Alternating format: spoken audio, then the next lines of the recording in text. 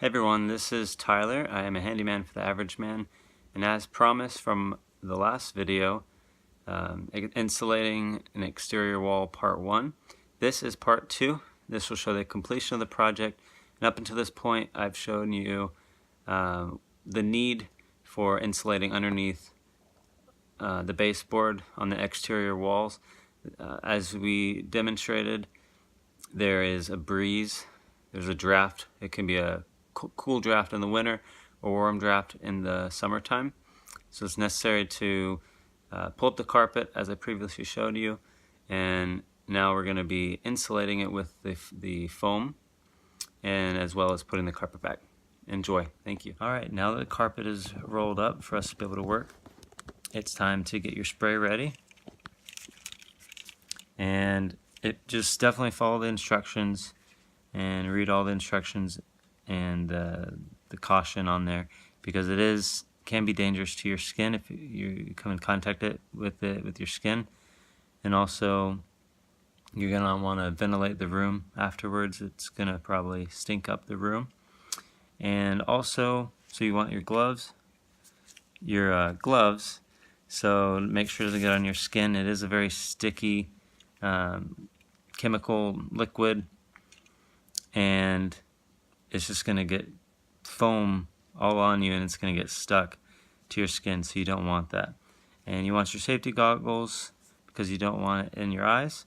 And so when I use this is my first time using this brand, so I'm not sure how fast this particular brand is going to come out, but if there's the ability to slow it. Okay, so you have this little nozzle. You want to be able to start slow more than fast. That way we can control how much it does, and we'll see how it expands as we go. As a side note, I've learned that latex gloves work with smartphones and touchscreens, just so you know if you're interested. Alright, so I wanted to show you the gap I was talking about. Can't quite see it, but there is a tiny gap. I would say this gap here is about up to 1/4 inch wide. So we're going to be spraying it, stick it in that gap. It's going along this edge. It's okay if a little bit comes out, because you can always trim it back as you need to. But also when we push on the carpet, it's going to push it back into place as well. Alright.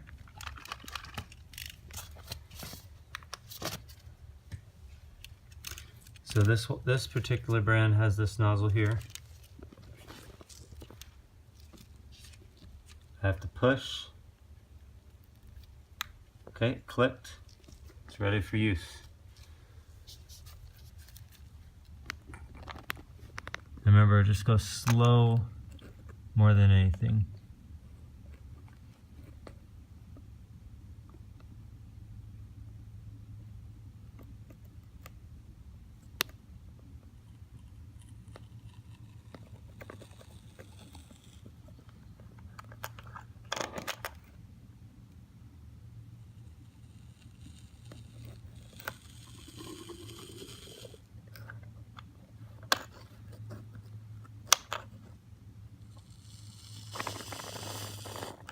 There you go, now it's coming out.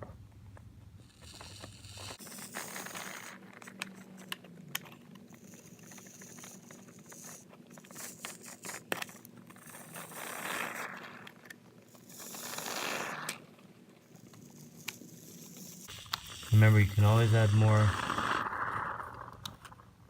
as we go along.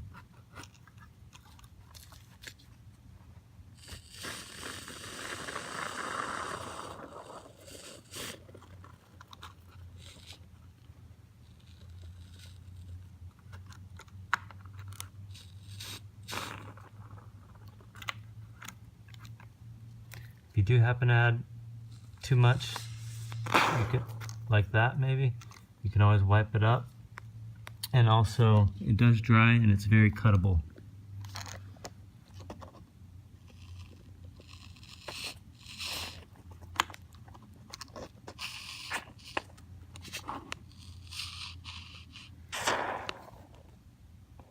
You can hear it expanding, which is a good thing, sealing all the gaps.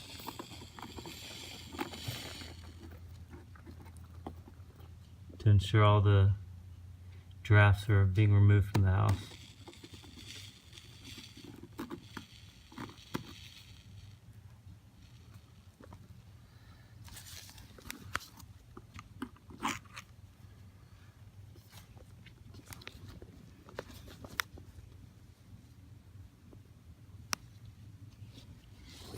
See, there's a gap there.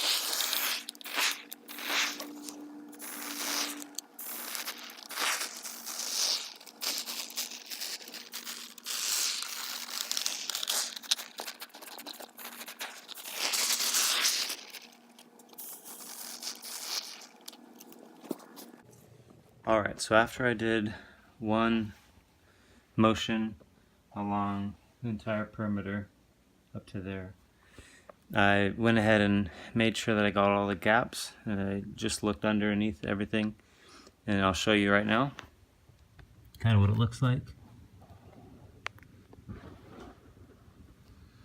I kind of wiped a little bit of that away. It's okay if you get some on the padding. But the important thing is that everything is sealed, as you can tell. Alright, here is a little tip for you. This is actively drying as we speak, so what I'm going to do immediately right now is go ahead and use some paint thinner to clean that straw so that I can reuse the whole can and it doesn't clog it up. Alright, now we're going to go ahead and put the carpet back down. And using your putty knife, you're going to tuck down the edges of the carpet so it looks like we didn't do anything at all. I'm actually going to start in this corner.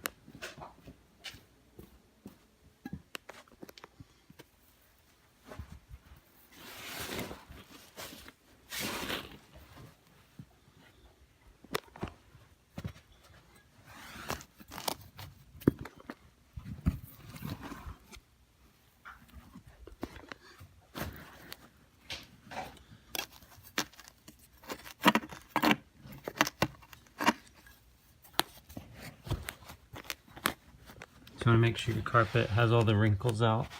Just get it right up to the edge.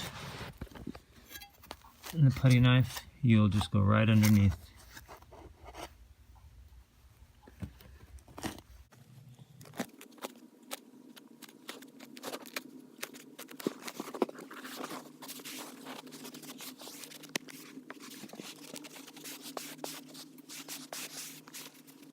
We'll save that corner for last.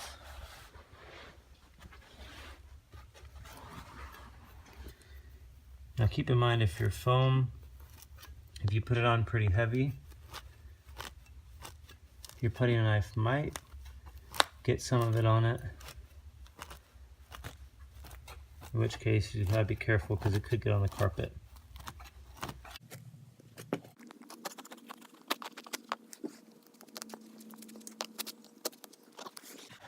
And your carpet should go right in. It's not too difficult to push it down.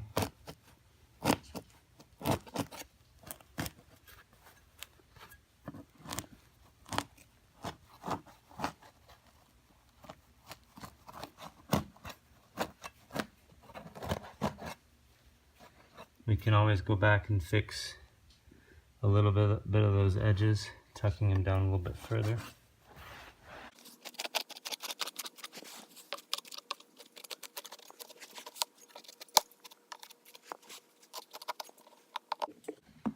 Got a little bit of the sealant on the baseboard, but it came right off.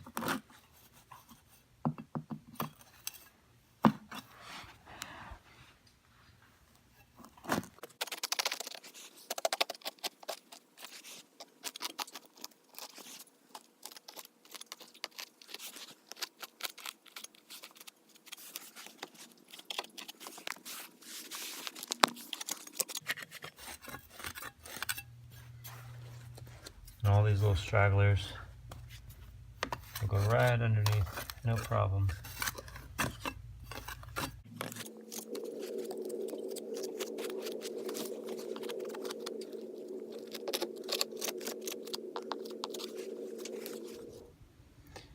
Alright, so after I put all the carpet back, I realized that I definitely need to get underneath this door because it is very drafty. Initially I assumed the draft was coming from the crack of the door, but that's for, you get kind of a weather stripping for that. But there is a gap underneath the steel part of the door that's underneath the door. I'll show you.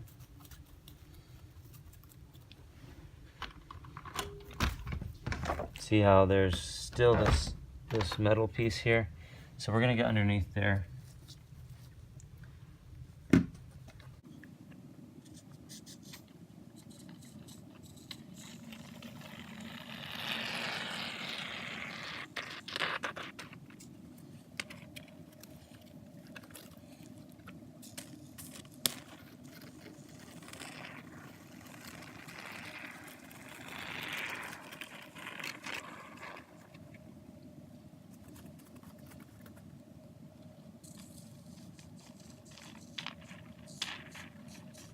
And just keep in mind, you can go a little bit further in there underneath the baseboard once it's more dry. Mine is actually a little bit wet right now. I didn't let it dry all the way, but it says on the can, depending on which product you use, how long it'll take till it dries. Mine was still a little wet as I was fixing the carpet, but here's what the final product looks like.